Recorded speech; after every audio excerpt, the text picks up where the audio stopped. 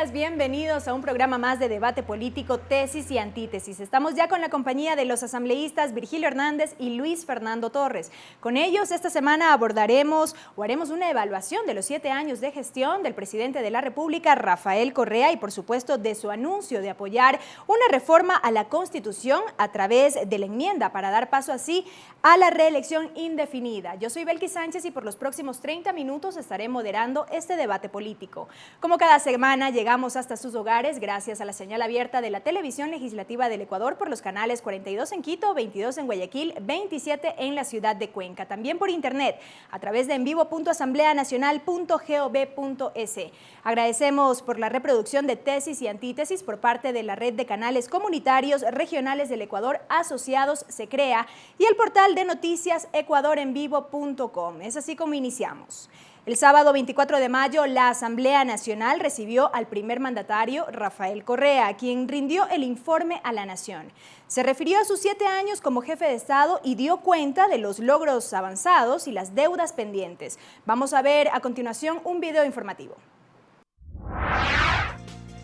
El presidente de la República, Rafael Correa, rindió su informe a la Nación el pasado sábado 24 de mayo ante el Pleno de la Asamblea Nacional y los representantes de todas las funciones del Estado, tal como manda la Constitución. Durante 3 horas y media, el presidente de la República, el vicepresidente de la República y los ministros coordinadores informaron sobre los siguientes aspectos: cambio de la matriz productiva y la inversión en empresas públicas, reducción de la pobreza y la desigualdad, inversión en educación, inversión en salud, relaciones internacionales, explotación minera y petrolera, inversión en turismo, seguridad interna y externa. Además, el presidente como sus ministros anunciaron el envío de las siguientes leyes a la Asamblea Nacional: el Código Monetario y Financiero, el Código de Economía Social del Conocimiento o de Propiedad Intelectual y el Código de la Salud. Sin embargo, el anuncio más fuerte se dio en los últimos 10 minutos cuando Rafael Correa señaló su apoyo a la iniciativa de enmendar la Constitución de la República para conseguir la reelección indefinida de todos los cargos de elección popular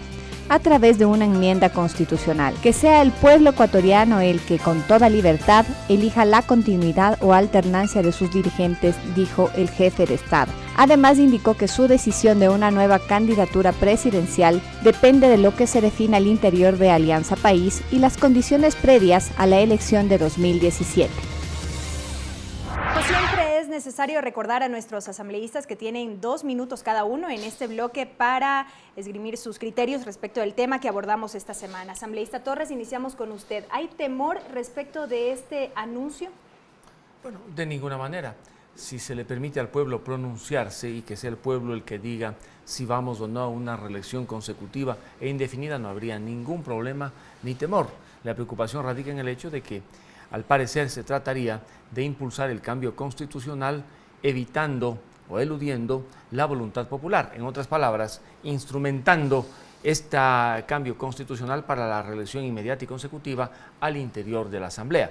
Por lo demás, el informe presidencial tuvo, digamos, 2 grandes aspectos, uno de orden político, de coyuntura electoral, en el que, entre otros temas, el presidente aprovechó la ocasión para referirse al alcalde de Guayaquil sobre algunos temas que no tienen mayor justificación, y por supuesto el otro elemento del informe presidencial fue ya el técnico, centrado fundamentalmente en el cambio de la matriz productiva, que por supuesto es interesante, ya que dentro de este cambio de la matriz productiva está indudablemente el dar impulso a las energías renovables, entre ellas pues a la electricidad, inclusive con el tratamiento de la nueva ley del sistema eléctrico en la propia Asamblea.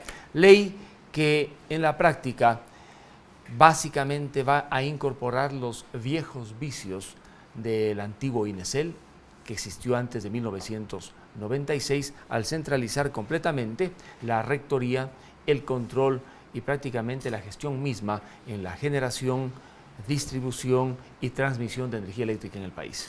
Gracias, asambleísta Hernández. Sin duda, el anuncio más importante fue el de la reelección indefinida. ¿Cuál es la postura?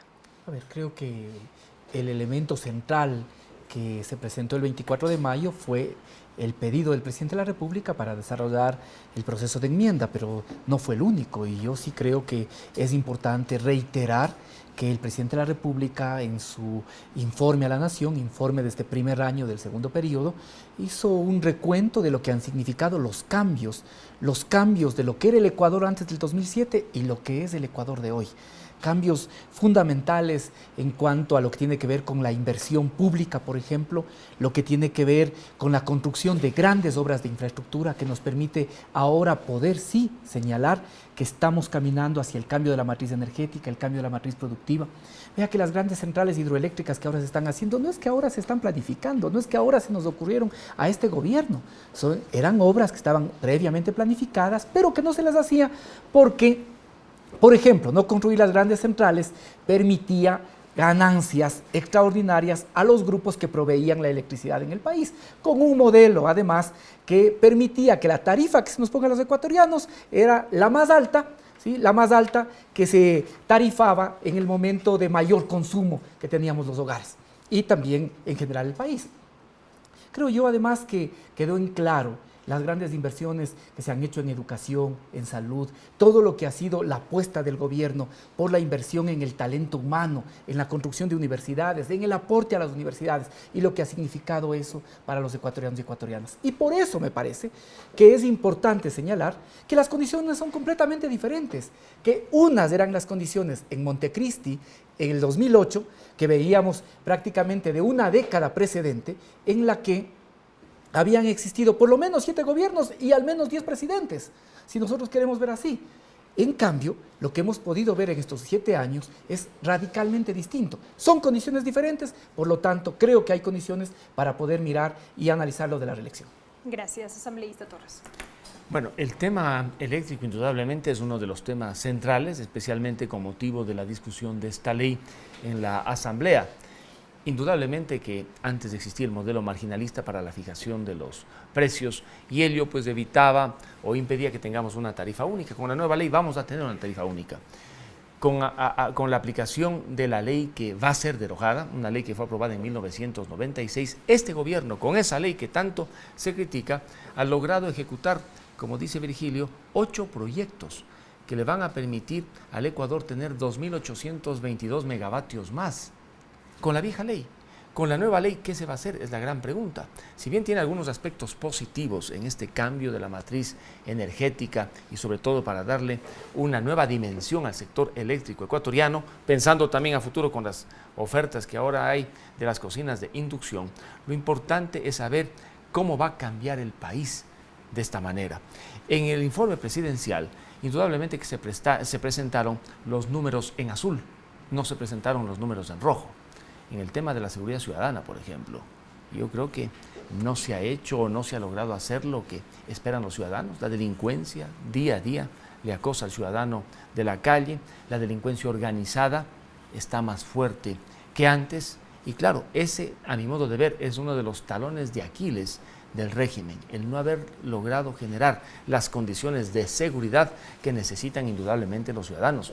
Que se ha hecho inversión en carreteras, sí, es verdad, se ha hecho en estos 7 años, habrá que ver el monto invertido y el resultado, se hará una comparación que en su oportunidad se la hará, pero más allá de los logros que exhibe el gobierno, también sería importante hablar, como le digo, de los números rojos, la inseguridad que día a día golpea a la ciudadanía, genera peligro, genera zozobra, es uno de los temas, digamos, donde no puede exhibir mayores logros del actual régimen. Gracias, asambleísta Hernández. ¿Qué decir justamente sobre estos elementos citados por el asambleísta Torres que no habrían sido evidenciados durante el informe a la Nación? No, yo creo que efectivamente lo que dice Luis Fernando es cierto. No es que no permitía o con el marco legal existente no se permitía hacer nuevas centrales, es que no tenían voluntad de hacer nuevas centrales hidroeléctricas. ¿Por qué? Porque era mucho más conveniente tener electricidad termoeléctrica, por ejemplo. Eso beneficiaba a los dueños de las plantas termoeléctricas. Era beneficioso, aunque se perjudique al país tener que producir energía a través de las barcazas, a través incluso de importar energía de Colombia. De tal manera que en eso coincidimos. No se hacía, no por ausencia de marco legal. No se hacía porque eso permitía grandes ganancias y además adelantaba algo que era siempre un objetivo, que era buscar la privatización del sector eléctrico. En cuanto al otro tema, yo creo que en los temas de seguridad, el ministro coordinador de seguridad expuso algunas cifras importantes en las que se ve que hay la disminución de algunos delitos. Obviamente no podemos decir que con eso se han acabado los problemas de inseguridad. Los problemas de inseguridad es un tema permanente y que además requiere acciones conjuntas de distintos órdenes, acciones conjuntas de todas las funciones del Estado, acciones conjuntas de todos los niveles de gobierno y además una lucha permanente. Creo que hay que distinguir adicionalmente que una cosa es el combate a los grandes grupos delincuenciales transnacionales y otro es el tema de seguridad ciudadana. Creo que ahora hay una concepción integral de la seguridad y hay que seguir apostando para que de forma conjunta podamos seguir combatiendo la inseguridad. Me parece que en general lo que el país puede ver, y yo vuelvo a insistir, porque quizás esto nos va a permitir después reflexionar sobre el tema de la reelección, el país puede percibir, puede ver que ahora hay unas condiciones distintas, que hay un antes y un después, que antes del 2007 era un Ecuador y que después del 2007 hay otro Ecuador en el que seguimos teniendo problemas, pero hay voluntad política para enfrentar cada día y resolver esos problemas. Gracias. Justamente con ese tema volveremos después de esta breve pausa. Lo que piensa la ciudadanía respecto de la gestión del primer mandatario. Regresamos.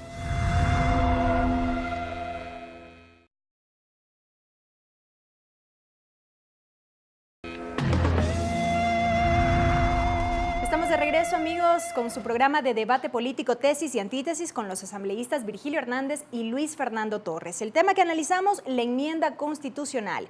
Recuerden que llegamos a ustedes gracias a la señal abierta de la Televisión Legislativa del Ecuador por los canales 42 en Quito, 22 en Guayaquil, 27 en la ciudad de Cuenca. También nos pueden sintonizar a través del internet por envivo.asambleanacional.gov.es y en el portal de noticias ecuadorenvivo.com.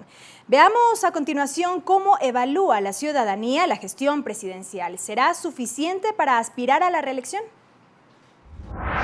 Los 8 años del presidente Correa, le veo bien, ¿no? Nadie somos perfectos. Siempre como seres humanos tenemos nuestros errores, pero más tenemos triunfos que errores. Está a la vista las obras que está realizando. No hay paros, no hay huelgas. Entonces es un gobierno bueno que está.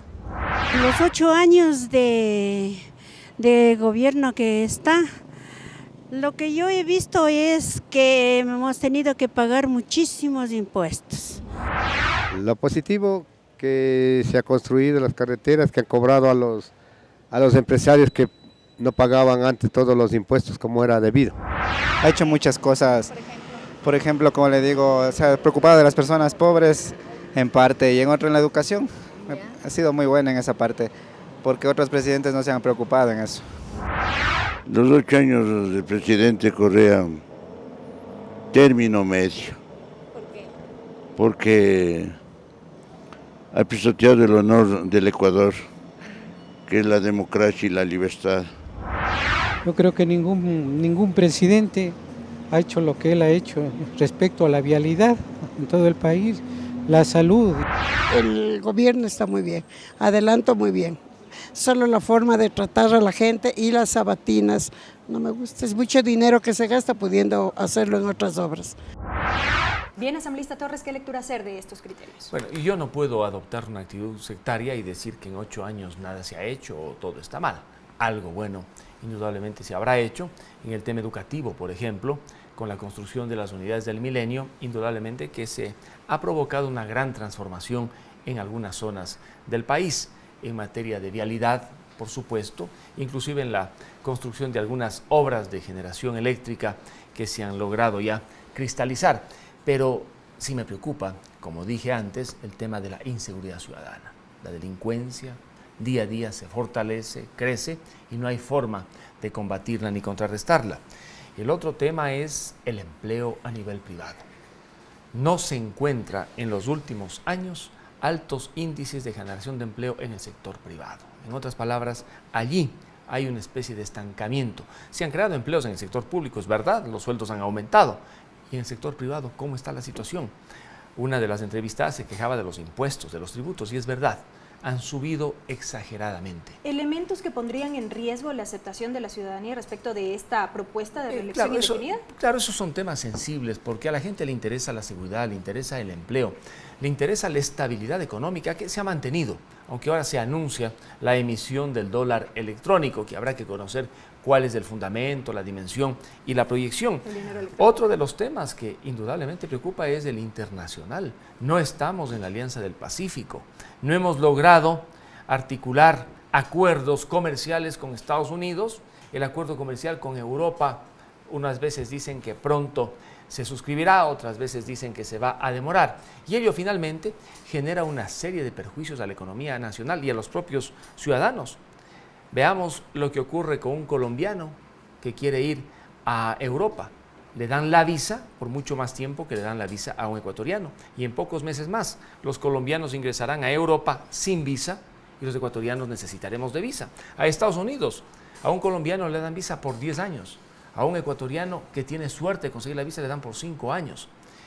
De tal modo que esa falta, digamos, de articulación con Europa, con Estados Unidos, nos pasa la factura en estos temas y no se diga en los temas comerciales. Gracias, asambleísta Hernández. Las obras saltan a la vista, todos estamos claros de aquello, pero no todos estarían convencidos del tema de la reelección presidencial en este caso. Sí, a ver, solo para puntualizar lo que ha señalado Luis Fernando. Es obvio que no podemos resolver todos los problemas de seguridad del país. Pero hay que decir que entre el 2007 y el 2013 la inversión en seguridad ha sido de más de 2.000 millones de dólares. Hay que decir que en estos años se ha invertido 8 veces más que lo que se hacía en el periodo inmediatamente anterior. Hay que señalar que lo que se ha hecho, por ejemplo, con la policía, ha permitido que sea una de las más eficientes de la región. Hay que decir que la construcción en UPCs, en equipamiento, es la más importante que se ha hecho en los últimos años. Subsisten problemas, desde luego, porque tampoco en 7 años se puede resolver milagrosamente problemas que tenían décadas sin hacerlo.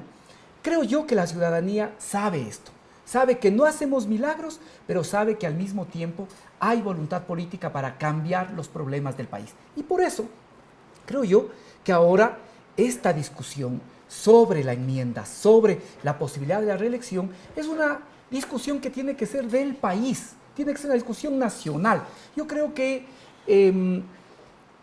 la Asamblea tiene márgenes muy estrechos para discutir. Y creo que una de las ventajas de la enmienda es que hay un año más importante que el dictamen que haga la Corte, que lo que digamos en primer debate, es lo que la sociedad puede pronunciarse en este año. El tema de que tengamos un año entre primer y segundo debate no es nuevo. Estuvo en la Constitución de 1998 como candado constitucional y yo creo que es positivo, por una simple razón, porque en un año pueden cambiar las condiciones, pueden variar las circunstancias y por lo tanto incluso puede establecerse unos límites respecto del planteamiento original. En el propio gobierno han existido posiciones diferentes, lo propio en el bloque y en la sociedad de la misma forma. Ahora me parece que lo importante es que podamos entrar en ese debate para que la ciudadanía también pueda expresarse, pueda pronunciarse y podamos tener una reforma que responda, una enmienda que responda no solo a los temas coyunturales, sino de mediano y largo plazo. Gracias, asambleísta Torres. Esta posibilidad no solo que podría beneficiar al presidente de la República, también a otros actores, como es el caso del alcalde de Guayaquil. Bueno, el alcalde de Guayaquil ha dicho que él no va a ser candidato a la reelección al alcalde de Guayaquil, es decir, está completamente descartada. Como también lo dijo el presidente. Esa posibilidad. Pero claro, en el presidente también uno ha escuchado el argumento de que hay que mantener el proyecto, hay que darle continuidad y prácticamente no habría pues los relevos para garantizar esa continuidad. A mí lo que me preocupa de estas reelecciones inmediatas, indefinidas y consecutivas es que al final pervierten la democracia. La alternabilidad es positiva. Lo mejor para el Ecuador hubiese sido el modelo brasileño. 2 periodos en el mismo cargo, 1 de descanso y si quiere volver una tercera vez se presenta como candidato. El brasileño es el ideal. Ahora bien, la propuesta que se ha escuchado es para una reelección indefinida, consecutiva e ilimitada para todos, alcaldes, prefectos, concejales, miembros de juntas parroquiales y presidente. Y desde el punto de vista estratégico, haber, digamos, anunciado algo distinto hubiese sido un gran error. Chávez lo cometió. Chávez, recuerde usted, fue a una consulta popular para permitírsele a él reelegirse. Perdió la consulta. luego encontró el mecanismo para que intervengan otros y logró pasar la consulta, logró pasar el cambio constitucional. Pero más allá, digamos, de esta discusión sobre la reelección, que coincido con Virgilio, tiene que ser una discusión lo más abierta, intensa, no puede limitarse a que los 130, 132 diputados asambleístas discutamos, sino la población en general, ojalá terminar en una verdadera consulta, para que el pueblo se exprese.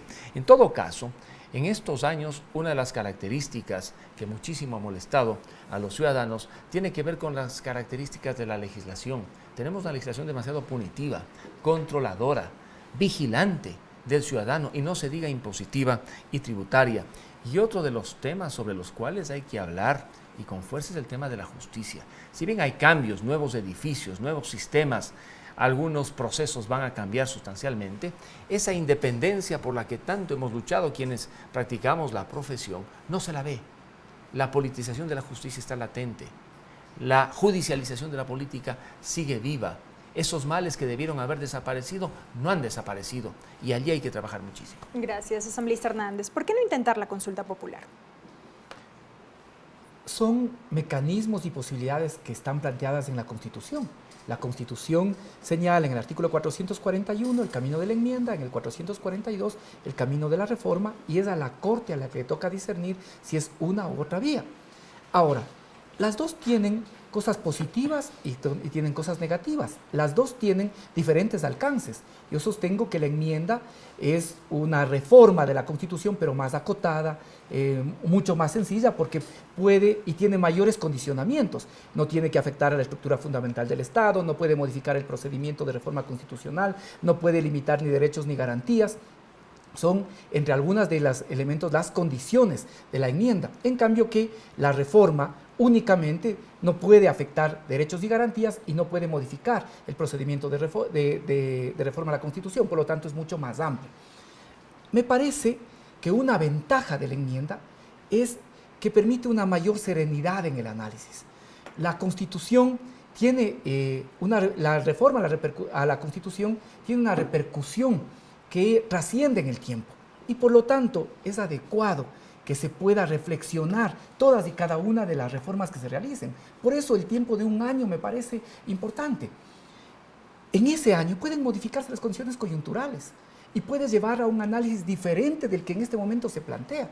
En cambio, con la reforma, entre el primero y el segundo debate hay 90 días.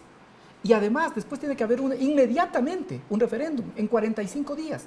Con lo cual, lo que se actúe se va a hacer pensando no tanto en el texto, sino fundamentalmente en el referéndum. Creo que esa es la desventaja del camino de la reforma. No hay aquí el problema de que el pueblo no decide. Siempre el pueblo decide. El pueblo es soberano y el pueblo decide. Puede ser, y aquí no hay que confundir, no estamos hablando de un presidente vitalicio, sino de que se permita la reelección para que sea el pueblo el que decida. Es el pueblo, en últimas, el que siempre tiene la palabra. Gracias, amigos y amigas. Es tiempo de una nueva pausa aquí en Tesis y Antítesis. No se vayan, enseguida continuamos con más.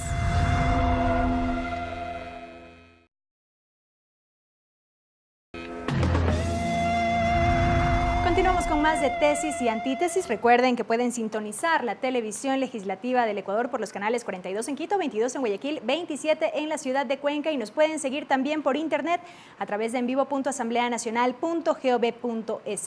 Asambleísta Torres, una conclusión después de haber analizado el tema de la enmienda. Bueno, más allá del tema de la reelección presidencial, que es parte de la agenda nacional y que por supuesto ha concitado la atención de los actores políticos y una parte de la ciudadanía. Digo una parte porque la gran mayoría de ciudadanos estará preocupada de lo que ocurre con la delincuencia, con su empleo, con los impuestos, de vivir el día a día.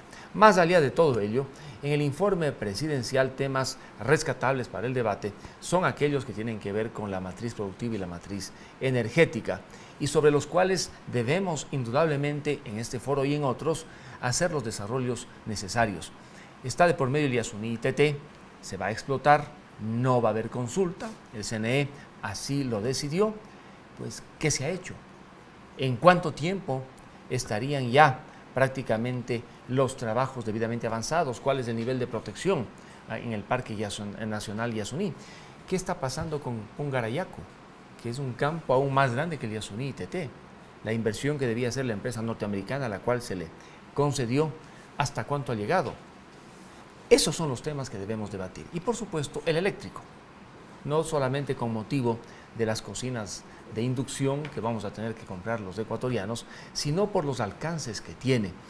La nueva ley que va a aprobar en pocos días en primer debate la Asamblea es una ley que indudablemente trae cambios positivos, algunos de ellos, como el de la tarifa única. El hecho de que la inversión en electrificación rural ahora va a asumirla el Estado. Hasta allí está muy bien. Inclusive en la participación que se le permite al sector privado por medio de la delegación o los contratos de concesión. Resulta interesante. ¿Qué es lo preocupante en esa ley? Que volvemos los ojos a las viejas estructuras que fracasaron. Estamos prácticamente replicando en la nueva ley aquella estructura que existió en la ley de electrificación anterior a la de 1996, con el viejo INESEL, un control del Estado en todos los campos. Y claro, ello va a beneficiar o va a perjudicar. Yo creo que va a perjudicar porque a pesar de que se hace una distinción entre la estructura institucional y la estructura empresarial, en materia de generación eléctrica no va a existir el nivel de flexibilidad que ha existido hasta ahora para poder ejecutar esos 8 proyectos que están ahora construyéndose y que le van a entregar al país dentro de poco, nada más y nada menos que 2.822 megavatios. Ahora decía Virgilio al iniciar su intervención que no se habían construido proyectos hidroeléctricos porque era un gran negocio la energía térmica, el tema de las barcazas. Pues no se construyeron grandes proyectos porque no había dinero. Uno de los que se construyó antes del 2007 fue San Francisco, un proyecto construido con financiamiento brasileño. Los que ahora están ejecutándose son unos con financiamiento brasileño y otros con financiamiento chino. El problema también es de dinero. El Ecuador anterior al 2007 era un Ecuador pobre, bastante pobre, con un petróleo bajo. Del 2007 hasta ahora, las condiciones económicas han sido también distintas. Gracias, asambleísta Hernández. No, el tema no es que teníamos menos petróleo, el tema es que no se renegociaba adecuadamente y en función de los intereses del país la venta del petróleo. Ese es el tema. La renegociación petrolera permitió ingentes recursos en favor del Ecuador. ¿Qué pasaba antes?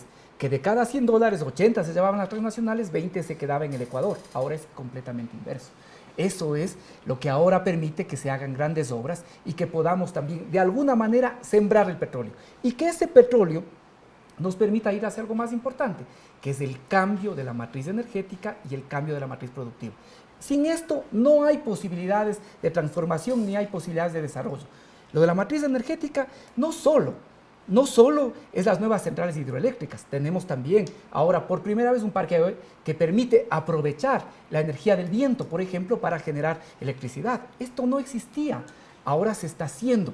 Tenemos también y en el proyecto de ley que se está discutiendo, el proyecto eléctrico, tú si puedes observar una falencia, es que más bien hay poco respecto a la eficiencia energética y cómo generar nuevas fuentes de energía. Más bien eso hay poco. A mí más bien me preocupa el esquema que está planteado de concesiones porque puede llevar a una privatización indiscriminada, que ya fue un fracaso y que permitió también toda la crisis energética que vivió el Ecuador. De tal manera que aquí sí había falta de voluntad para utilizar adecuadamente los recursos petroleros, falta de voluntad para construir las grandes obras hidroeléctricas, falta de voluntad para poder pasar al país de un esquema primario exportador a un país en el que vende inteligencia, en el que venda servicios, en el que venda productos elaborados. Eso es lo que ahora tenemos. Esos son parte de los cambios que se han generado en estos últimos años y eso se reflejó en el informe a la Nación. Todas las obras que tenemos, que ustedes ya los han señalado y que el Ecuador las reconoce,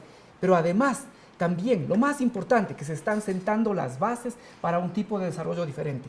Que van a subsistir los problemas, obviamente, que se van a seguir presentando problemas que tenemos que resolver, obviamente, pero ante eso también hay la voluntad política de hacerlo. Por eso creo yo que hay ahora un debate en torno al tema de la reelección, pero también la gente no deja de reconocer que el Ecuador era uno antes del 2007 y que el Ecuador ahora paulatinamente es otro después del 2007, que ahora se están sentando las bases para que podamos tener en el futuro talento humano formado aquí y en las mejores universidades del mundo.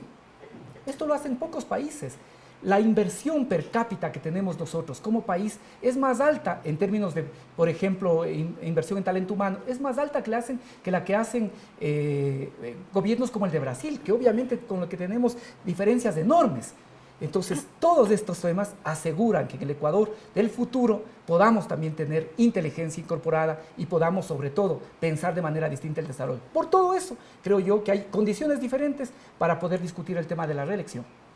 Gracias, asambleístas, por sus criterios. Ustedes, amigos, recuerden que pueden revisar nuestro programa de debate en el canal de YouTube y en la página de Facebook de Tesis y Antítesis. Este programa se reproduce por la señal de la radio de la Asamblea Nacional los lunes a partir de las 8 de la mañana y se difunde por la red de canales comunitarios regionales del Ecuador asociados Se Crea, así como también por el portal de noticias ecuadorenvivo.com. Hasta la próxima semana.